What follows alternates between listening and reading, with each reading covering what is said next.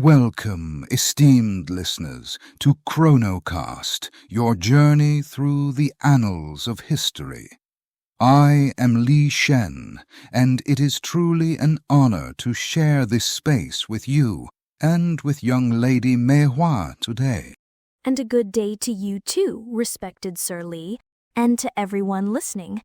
I'm Mei Hua, and it's quite something to be here talking about our very own time, you know? Certainly, Mei Hua. Today we embark on a profound exploration of the Zhou Dynasty, or what we call the time of the Son of Heaven, a period of immense significance and considerable length, stretching from approximately 1046 BCE to 256 BCE, a vast expanse of time. It certainly feels long, sir. From my perspective, living in Haojing, it's the only world I've ever known. It's tradition, isn't it? Though sometimes you can almost feel the shifts, even here in the capital. Yes, Mei Gunyang. And it is within this ancient setting that the great Zhou Dynasty began. The Zhou clan originated from a region known as the Wei River Valley. It was King Wu of Zhou who decisively overthrew the corrupt Shang dynasty. The Battle of Muye? My father often speaks of it. He says it was a day when the heavens themselves seemed to choose a new path. It's hard to imagine the world without our Zhou kings. That sentiment, Mei Hua, leads us to the foundational concept of our dynasty, the mandate of heaven. It's the belief that heaven grants legitimacy to a ruler, but only if they govern with virtue. If they falter, that mandate can be revoked, allowing a new dynasty to rise. So it's not just about being born into it. The ruler has to be good. That's a lot of responsibility. Exactly. It ties power to moral conduct. This concept underpinned our feudal system. The king granted land to various vassals in exchange for loyalty and military service. Though he ruled from Haojing, the regional lords managed their territories more directly. Haojing, that's home. My family's forge is right here. We see the lords come and go. With their retinues and offerings to the king, it feels very ordered. It was for a time. Society was hierarchical and ritual-based. The elite, as your family would know well, used bronze vessels in ceremonies reflecting status and proper conduct. The bronze vessels. My father pours them and my mother helps polish them. They're not just for showing off. They're for the ancestors, for proper rites. We take great pride in getting them just right. And rightly so, Mi Gunyang. These rituals, along with calendar systems and administrative frameworks, were significant achievements of the Western Zhou period. They laid the groundwork for what followed. But even the most carefully built foundations can face pressure. Are you speaking of the troubles that made us leave Haojing? My elders speak of it in hushed tones, like they fear naming it. Yes. Following a significant rebellion in 771 BCE, the stability of the Western Zhou was shaken.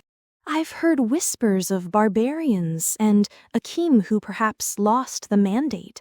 It must have been terrifying to move the entire court. It was. The court relocated to Luoyang, marking the start of the Eastern Zhou era. This new era, unfortunately, brought decentralization.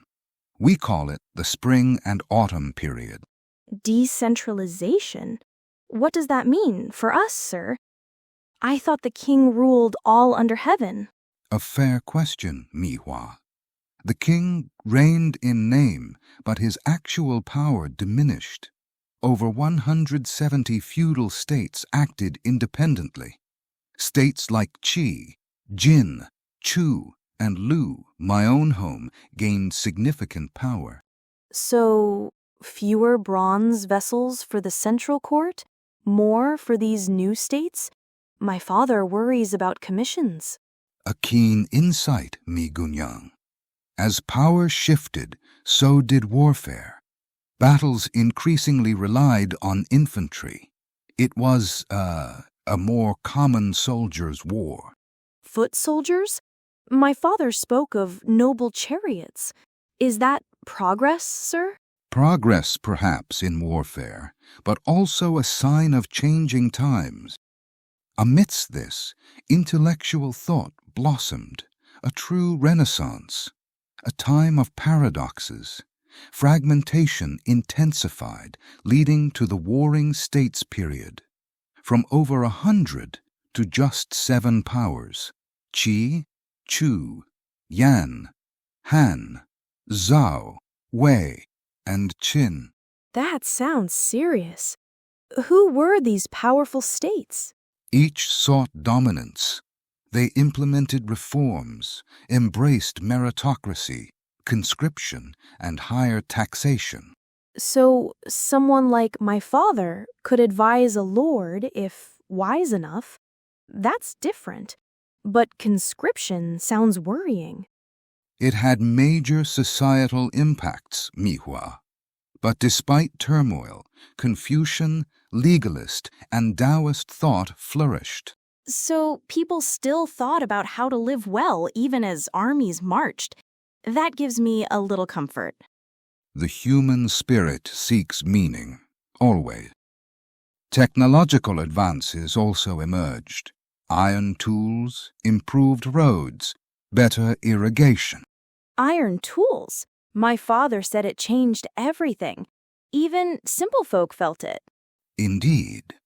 But the Zhou house grew weak. In 256 BCE, King Nan died, and the Qin absorbed Zhou territory. The dynasty ended. The king died? What happened next, sir? With his passing, the Qin state absorbed what remained, and, thus ended the Zhou's 800-year reign. A tragic, yet perhaps inevitable conclusion. Yet its legacy continues. The mandate of heaven became a political foundation for dynasties to come.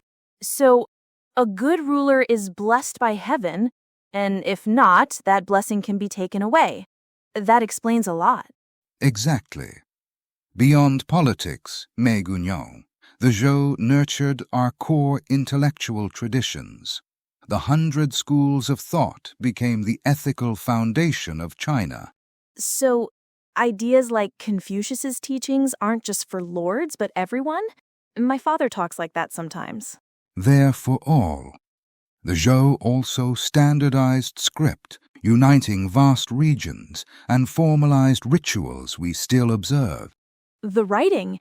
Even far-off people understand my father's bronze notes, and we still perform those ceremonies. A strong thread through time. And let us not forget the agricultural, metallurgical, and engineering innovation.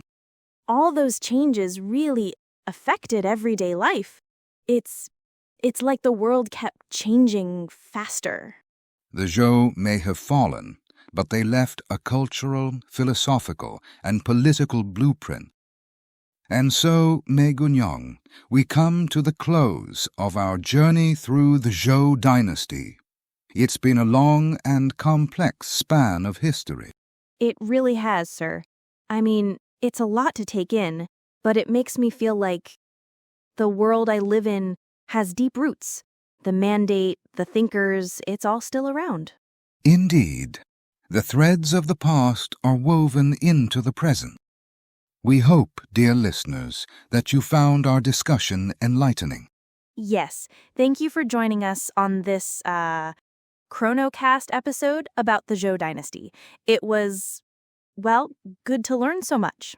It was our pleasure. Please join us again as we continue exploring the rich tapestry of our shared history. Until then, may you find wisdom in your days.